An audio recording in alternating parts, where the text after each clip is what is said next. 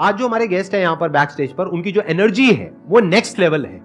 वो इंडिया के सबसे पॉपुलर मोटिवेशनल स्पीकर्स में से एक हैं। Please give an energetic and warm welcome to the one and only Sonu Sharma.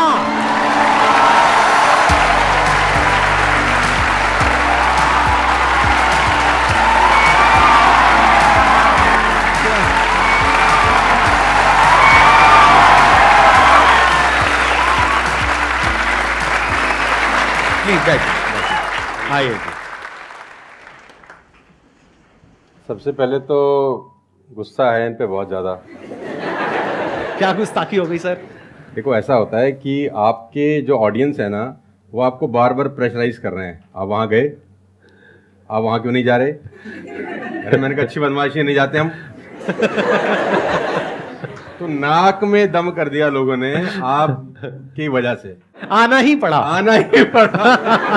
मतलब इतने मैसेज, अब तो 2-3 दिन से तो धमकी वाले भी आ रहे हैं, जाओगे कि नहीं जाओगे।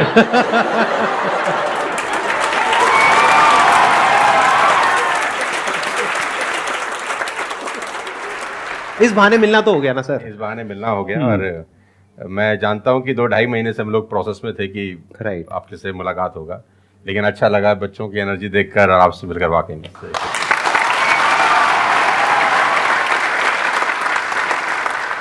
अब बताइए कौन है जो इनसे कुछ क्वेश्चंस पूछना चाहते हैं? मेरा क्वेश्चन ये है कि जब आपका लाइफ का एक स्ट्रगलिंग फेज था तो उस टाइम पे आपको गिव अप करने का फीलिंग आया होगा, तो उस फीलिंग को हमें कैसे टैकल करना है या फिर आपने कैसे टैकल किया? देखो, जब आपका वाई बहुत क्लियर होता है ना, तो आप गिव अप कभी भी नहीं करते। कोई भी चीज क्यों करना है, ये सबसे इंपॉर्टेंट रोल प्ले करता है। There is a book by Simon Sinek called learn your why, कि आप कोई भी काम क्यों कर रहे हैं, है ना। तो अगर आप उस किताब को पढ़ेंगे ना, तो आपको बहुत सारी चीजें सीखने को मिलेंगी। वाई बहुत इंपॉर्टेंट है। मतलब अगर आपका वाई क्लियर है ना, तो कोई भी ऑब्स्टिकल गिराने के बाद, आप गिरने के बाद, नीचे गिरने के बाद आप अपने आप उठ खड़े हो जाते हैं। तो वाई स्ट्रांग होना चाहिए, और वही लोग उठने ही खड़े होते हैं जिनका वाई स्ट्रांग नहीं है। मैं एग्जांपल देके समझाता हूं आपको। अब फॉर एन एग्जांपल मैं आपको वुडन स्ट्रोक दूं, 2 फुट जिसका विड्थ हो और 30 फीट जिसका लेंथ हो, और आपको बोलूं मैं यहां से वहां आपको ट्रेवल करना है उसके ऊपर चल के, और मैं आपको 10,000 रुपये दूंगा, तो आप चल लेंगे बहुत आराम से। आप सवाल को ट्विस्ट करते हैं। अब उसी फट्टे को मैं 100 माले की 2 बिल्डिंग के बीच में लगा दूं, अब आप चलेंगे?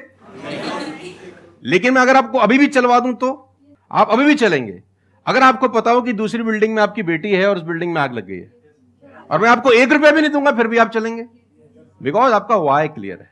जब आपका वाई क्लियर होता है ना, तो कोई भी ऑब्स्टिकल, कोई भी गिरावट आपको कभी रोक नहीं सकती। लेकिन जब वाई क्लियर नहीं होता, तो छोटी से छोटी ऑब्स्टिकल भी आपको वापस ले जाती है जहां से आपने जर्नी स्टार्ट किया होता है। वाई इंपॉर्टेंट है।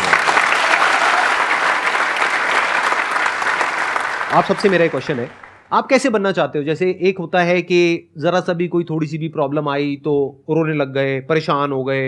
एक ऐसी पर्सनालिटी आपकी हो सकती है कि आने दो, जो आ रहा है आने दो, देख लेंगे, संभाल लेंगे। वो किसके अंदर हो सकता है? जिसने बहुत सारी छोटी छोटी प्रॉब्लम्स को फेस किया है, वही तो बोल सकता है ना आने दो। इस बात को अच्छे से समझ लो कि स्ट्रांग बनते कैसे हैं। स्ट्रांग बनते हैं प्रॉब्लम से, फेलियर से, स्ट्रगल से, सक्सेस से नहीं। सक्सेस से तो दिमाग खराब होता है हम सबका। सच बता रहा हूं आप लोगों को। अभी आप लोगों के लिए सक्सेस बहुत इंपॉर्टेंट है ना। सक्सेस से कुछ नहीं होता है। सक्सेस जब मिल जाती है, हम अपने कंफर्ट जोन में चले जाते हैं और दिमाग खराब हो जाता है, ईगो बढ़ जाती है। बट एक्चुअल में एक इंसान अंदर से जो स्ट्रांग बनता है ना, वो बनता है ठोकरे खा खा करके, प्रॉब्लम्स को फेस करके, स्ट्रगल्स को देख करके। तो आप जितना अभी इस एज में फेलियर्स को देख लोगे, फेलियर से डरोगे नहीं, उतना ही आने वाले 10 साल बाद स्ट्रांग हो जाओगे। With all the respect and regard to everybody, आप देखेंगे कि जो सड़क किनारे बहुत सारे लोग रह रहे होते हैं ना, तंबू वंबू लगा के कुछ सामान बेच रहे हैं टाइप्स, वहाँ देखना उनके बच्चों का इम्यून सिस्टम बहुत शानदार होता है। वो सर्दी में, जनवरी की सर्दी के अंदर वो नंगाई खेल रहा होगा सर, और हमारा पैम्पर्ड बच्चा ब्लैंकेट के अंदर उसको जुकाम हो जाता है, जरा सा हवा लग जाए ठंडा। तो जो ठोकरे हैं ना, वो आपका इम्यून सिस्टम बहुत अच्छा बना देते हैं। सफलता, सही कह रहे हैं संदीप जी, कि दिमाग खराब करती है। तो ये जो 5-6 साल हैं, फ्रॉम 14 to 20 और 22, यहाँ तो आदमी की रगड़म पट्टी होनी चाहिए दबा के। मतलब उसके तो खून के आंसू आ जाने चाहिए कि जिंदगी में भगवान ने मुझे क्या दिया है। सही कह रहे हैं, बिल्कुल सही कह रहे हैं। बता रहा हूं अपना। जो मैच्योर लोग रहते हैं, जिनको लगता है कि यार एक कुदरत टेस्ट ले रही है यार हमारा, वो तो खुद ही बोलता है, अगर 2-4 साल कुछ ना हो ना, ऊपर देख के बोलता है कुछ कर नहीं रहे क्या। मुझसे भरोसा उठ गया है क्या? हाँ सही बात है। भेजो कुछ चैलेंज, मैं तैयार हूं कुछ बड़ा मजा करने ही नहीं के आता लिए। उसके बिना, उसके बिना मजा ही नहीं हम आता। तो लोग वो हैं कि हम गाड़ी चलाते हैं ना, 4-5 साल स्मूथ चलने लग जाए गाड़ी रोड पे, तो हम गाड़ी रोक के खुद ही खड्डा खोदते हैं सड़क पे। साला इतनी स्मूथ क्यों चल रही है? कोई ना कोई चैलेंज चाहिए यार, मजा नहीं आ रहा यार गाड़ी चलाते हुए।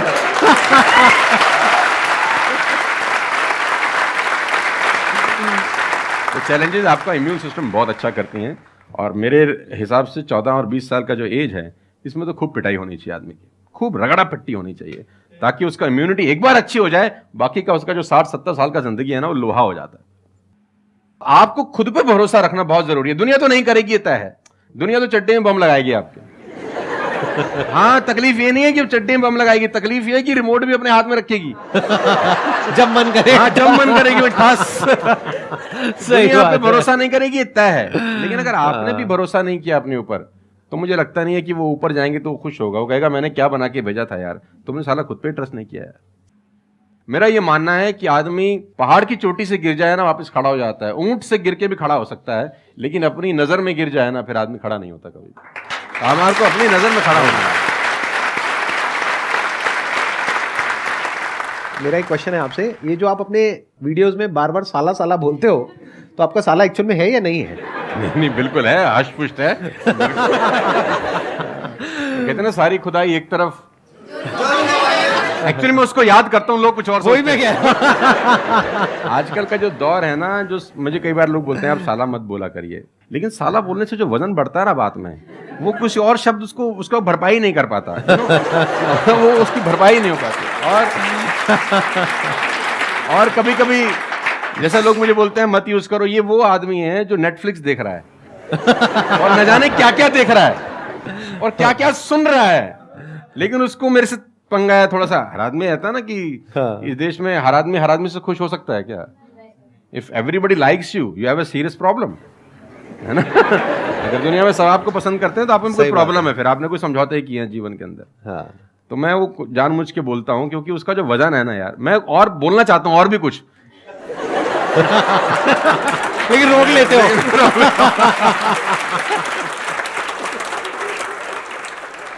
सर मैं क्वेश्चन करना चाहता हूँ कि जैसे लाइफ में सबके लिए सब कुछ क्लियर होती है, नॉलेज सबके पास है, क्लियर कट सब हैं सब रास्ते के लिए कि क्या करना है क्या नहीं करना। कुछ चीज़ें उनको रोकती है, पता है उसको भी वो क्या रोकती हैं क्या नहीं रोकती हैं, फिर भी वो चाह के वो बंदा आगे नहीं बढ़ पाता उन चीज़ों को लेके।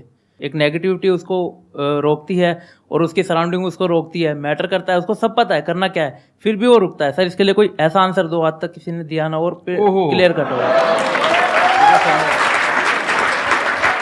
भगवान कृष्ण पांडवों के तरफ से गए 5 गांव मांगने हस्तिनापुर, शांति प्रस्ताव लेके गए कि 5 गांव आप पांडवों को दे दो, बड़े संतोषी हैं, वो लड़ाई वड़ाई नहीं करेंगे और पूरी महाभारत टल जाएगी, खत्म, कोई दिक्कत ही नहीं है। तो दुर्योधन ने बोला कि सुई के नोक बराबर भी जमीन नहीं दूंगा।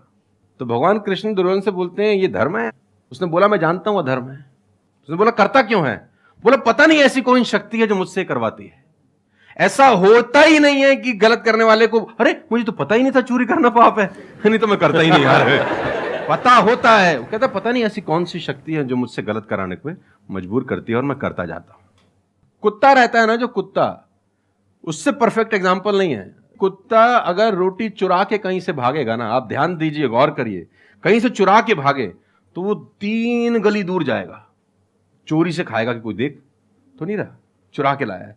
और अगर कोई मालिक उसको अगर परोसता है, ध्यान से देखना, वो पहले पूंछ उठाएगा, 2 हाथ ऊपर के करेगा, थैंक्स बोलेगा, शुक्रिया अदा करेगा, और जहां परोसी होगी वहीं बैठ के खाएगा।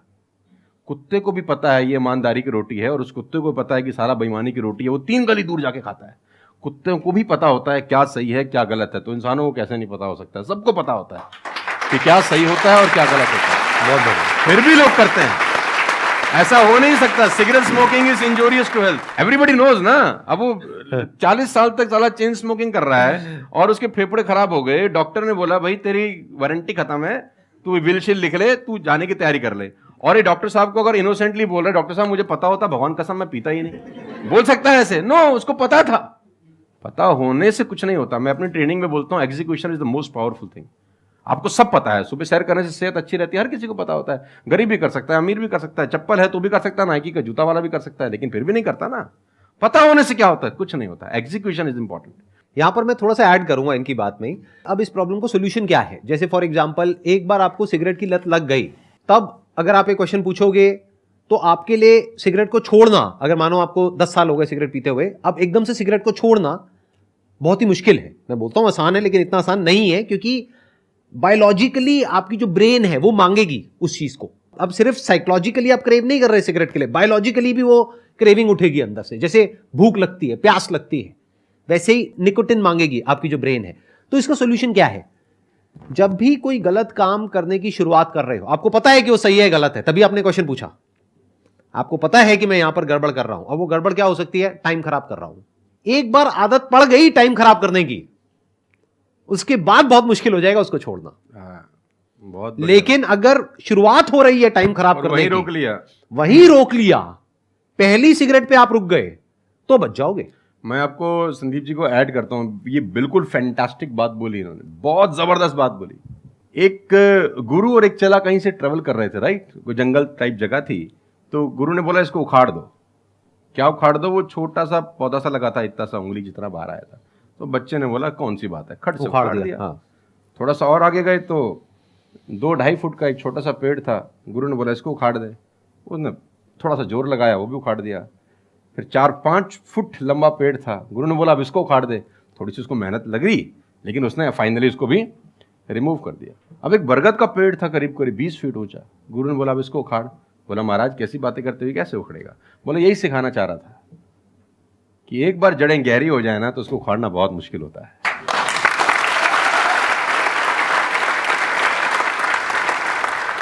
मेरा क्वेश्चन ये है कि जैसे कि हम पढ़ते हैं, मैं आजकल ये हो रहा है कि हम मैक्सिमम हमारा फोकस ये होता है कि हम पढ़ेंगे और ये चीज़ मतलब जॉब करेंगे, लेकिन ये होता है कि जब वो नहीं होता हमारे से, तो हमें मतलब हमें कुछ बड़ा सोचना चाहिए कि हाँ अब इससे भी बड़ा कुछ हो सकता है, मे बी वो ना हो, कुछ बड़ा मतलब अपनी थिंकिंग को कैसे बढ़ाएं, वॉश करें। देखो ये जो सोच है ना कि मुझे पढ़ना है और फिर मुझे जॉब चाहिए, ये सोच ही गलत है। अगर आप मुझसे पूछोगे तो मेरे स्टैंड पॉइंट से सोच पता है क्या होनी चाहिए? इतना तगड़ा इंस्ट्रूमेंट हमको मिला हुआ है, ये जो ह्यूमन बॉडी है, इसको एक इंस्ट्रूमेंट की तरह देखो। कितना कमाल का इंस्ट्रूमेंट है, क्या ब्रेन है हमारे पास में, क्या थिंकिंग पावर है, क्या एबिलिटीज है। इसको हम यूज कर रहे हैं किस लिए? सर्वाइव होने के लिए। सर्वाइव तो जानवर भी कर जाते हैं, उसमें क्या बड़ी बात है? तो नॉलेज को यूज करो, यानी एजुकेशन को यूज करो कुछ क्रिएट करने के लिए। माइंडसेट को चेंज करो। अभी क्या एज है? 20 साल, 22 साल। अभी सोचो कि मैं अपनी पूरी लाइफ को क्रिएट करने वाली हूं। 20 साल, 30 साल, 40 साल, 50 साल, अभी पूरी लाइफ पड़ी है। उसको कैसे क्रिएट करना चाहते हो आप? कैसी लाइफ चाहते हो आप? उसको क्रिएट करो और उस नॉलेज को, उस एजुकेशन को यूज करो उसको क्रिएट करने के लिए। अगर एजुकेशन सिस्टम से वो नॉलेज नहीं मिल रही है तो बाहर से ले लो। इंफॉर्मेशन एज बोलते हैं इसको। इंटरनेट पे भरी पड़ी है नॉलेज, नॉलेज की कहां कमी है? और अपने दिमाग को खोलो। सिर्फ ये लाइफ नहीं है कि मैंने यहां से पढ़ाई करी, उसके बाद में मुझे जॉब लग गई तो मैं सक्सेस हूं, जॉब नहीं लगी तो मैं फेलियर हूं। अरे नहीं, वो समय गया। आज अनलिमिटेड ऑप्शंस है। फिर भी अगर हम ऐसी बात करते हैं तो इसका मतलब क्या है कि अभी हमारा दिमाग खुला नहीं है, दिमाग बंद है। बोलते हैं ना mind is like a parachute, it can't work unless it's open. तो दिमाग को खोलो, देखो दुनिया में क्या क्या हो रहा है। Job is not the only way to make money, there are lot of ways to make money. You must have that capability to create something of value for the society, for the world. अगर आप ऐसा कुछ कर सकते हो तो दुनिया तैयार है आपको पैसा देने के लिए। आप इसको ऐसे देखो, मैं आपसे एक क्वेश्चन पूछता हूं। आपकी लाइफ में मानो कोई बहुत बड़ी प्रॉब्लम है और वो किसी पर्टिकुलर प्रोडक्ट से या सर्विस से सॉल्व हो जाती है, आप पैसे दोगे या नहीं दोगे? देंगे। दोगे ना? तो और लोग भी तो आपको देंगे। इसी को तो बिजनेस बोलते हैं। मेरा एक वीडियो है, अगर टाइम मिले तो देखना, कि इस दुनिया में जंगल का शेर बनना, सर्कस का नहीं। शेर तो सर्कस में भी रहता है ना। अब वो जो चाबुक वाला ना उसको नचाता है, आग में से भी कूदने को बोलता है तो बेचारा कूद जाता है। उसको सिर्फ सहूलियत ये होती है कि उसको टाइम पे खाना मिल जाता है बस। लेकिन जो जंगल का शेर है उसको कभी मिलता है, कभी नहीं मिलता। उसको रोज हॉन्ट करना पड़ता है। Every day when the sun rises उसको भागना पड़ता है शिकार के लिए, नहीं तो वो शाम का अपना सूर्यास्त नहीं देख सकता, मर जाएगा। डेली भागना है, डेली दौड़ है, डेली लड़ाई है, डेली जंग है उसकी। लेकिन सर्कस के साथ कोई जंग है ऐसी नहीं। उसको धूप की तकलीफ नहीं है, धूप उसको पड़ेगी नहीं, बारिश उस पर आएगी नहीं, सेफ सिक्योर है, मस्त रह रहा है, उसकी टेक केयर हो रही है। लेकिन साला कोई जिंदगी है? बच्चे भी पूंछ पे हाथ लगा के चले जाते हैं जब पूंछ बाहर घूम रही होती है। अब यही पिंजरा हटा दो, अब बच्चे को बोल हाथ लगाइयो, है ना? तो जिंदगी में बनना, तो जंगल का शेर बनना, चैलेंजेस होने चाहिए। आराम से 2 टाइम का खाना मिल जाएगा, वो तो सर्कस वाली कहानी है, मुझे सूट नहीं करती। जंगल में रहे, खाना मिलेगा नहीं मिलेगा लेकिन शान से जिएंगे। 100 साल की नालायक जिंदगी से 30 साल की साले शानदार जिंदगी ज्यादा अच्छी है।